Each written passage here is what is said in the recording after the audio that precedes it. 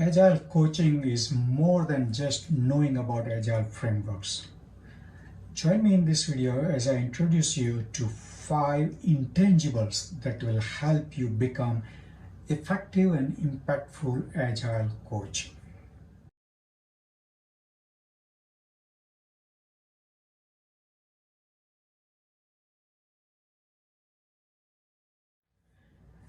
As an Agile coach, yes, you definitely need to be an expert of the Agile framework. But Agile is not just about any specific framework and methodology. It is about people. As I like to call it, you are in the business of change. You're asking people to change the way they create and deliver product, the way they approach the product development and delivery. Remember, you are working with people. Hence, you need more than just the knowledge of Agile frameworks. You need to have these 5 intangibles that make you a better Agile coach. Number 1, being present in the present moment. 2, conversation. 3, improv. 4, the breadcrumbs. 5th is the trust. Let's visit each one of them and look at them in much more details. We often say you need to practice active listening. If your mind is wandering around, if you have 1,000 things going on in your head, how would you be able to listen? How would you be able to actively listen to your clients? Being present in the present moment is very critical. And here the mindfulness and the meditation practices can help it tremendously. From my personal experience, I can tell you that has made a big impact on me as an Agile coach. In fact, this will help your life in general. So, how do you get started, you may ask? I want to recommend 2 resources that will help you get started on this. Conversation is the most effective tool as an Agile coach. As I mentioned earlier, coaching is about people, and being present in the present moment will help you. Being mindful will help you in conversation with your clients. Arc of coaching conversation and the powerful open-ended questions. These are the 2 tools to help you structure and facilitate the conversation. With conversation, you want to let your client take the lead. You are just facilitating it. You want to use it as a tool for exploration and discovery. You want to guide the conversation in the right direction. What better tool to do that than the powerful open-ended questions? They in fact give the client an open field to explore. They help you discover various avenues, options to explore and experiment with.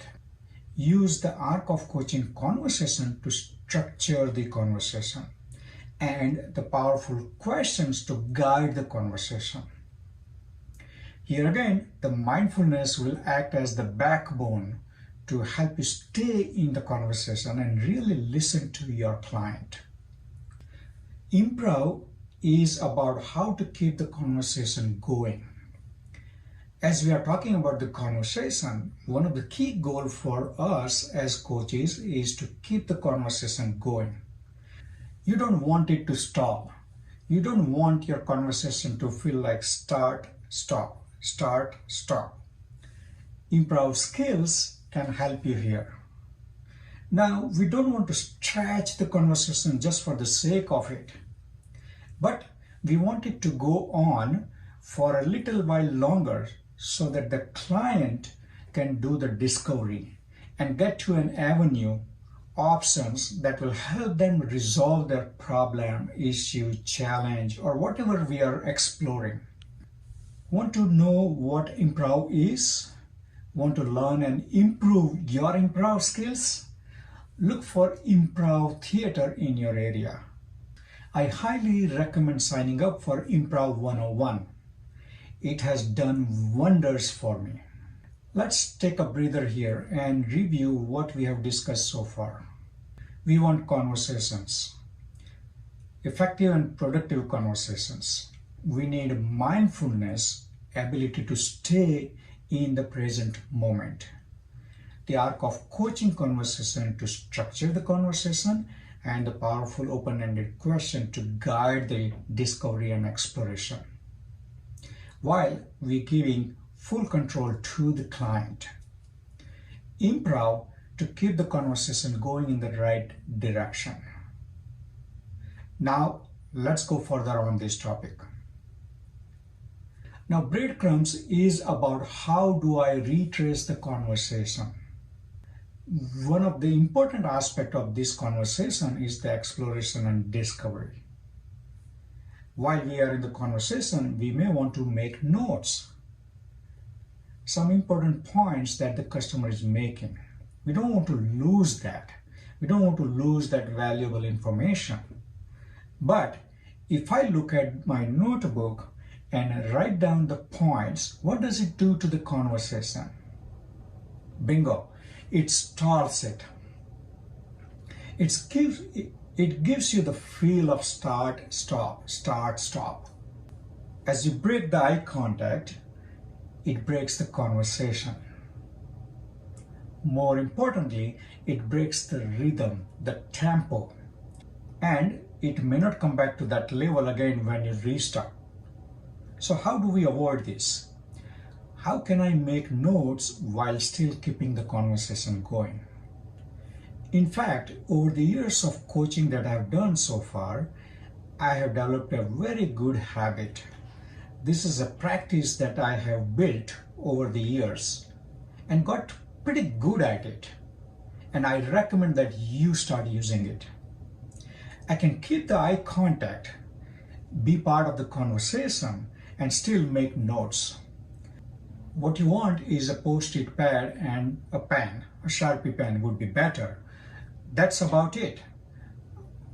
Write down some of the keywords while in the conversation.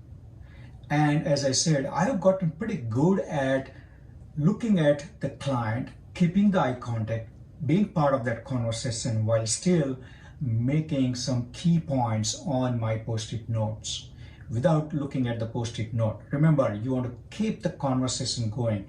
You want to keep the eye contact. You can go back to your desk after the conversation is over, look over the keywords on your post-it notes, retrace the conversation, and if required, make more detailed notes based on those key points. Keeping the eye contact with the client is the key. It tells them that I'm listening. I'm interested in what you are saying. Keep going. Trust is about making it about them. The first thing I would say is make it about them. Coaching is not about you. Coaching is about them, the client. How can you coach them? How can you help them become the better version of themselves? I would say conversation is based on trust. And trust is the foundation of any conversation. Your conversation would be much more effective, impactful, and productive if it is built on solid foundation. You need to establish that trust as a coach. So how do we create this trust quickly? In fact, if you look at the arc of coaching conversation, one of the first requirements is that trust. As a coach, you have to be able to establish that environment where your client will feel comfortable, where your client is trusting you. Here, the two simple tools can help you. Having the conversation about the working agreements or the coaching contract can help you in establishing that initial trust. And of course, you'll have to follow that with your words, your actions. There you have it. Remember, conversation, your biggest ally as a coach, your tool of choice as you work with your clients. Improve your conversation skills and you improve yourself as an Agile coach. So before I let you go, here is a small challenge. Grab the next person that you see and start a conversation. That's the first thing. Start practicing improv techniques to help the conversation keep going. Try writing on post-it without losing the eye contact with the client. Those are the 3 activities I want you to try and practice. So go grab one of your team member and start the conversation.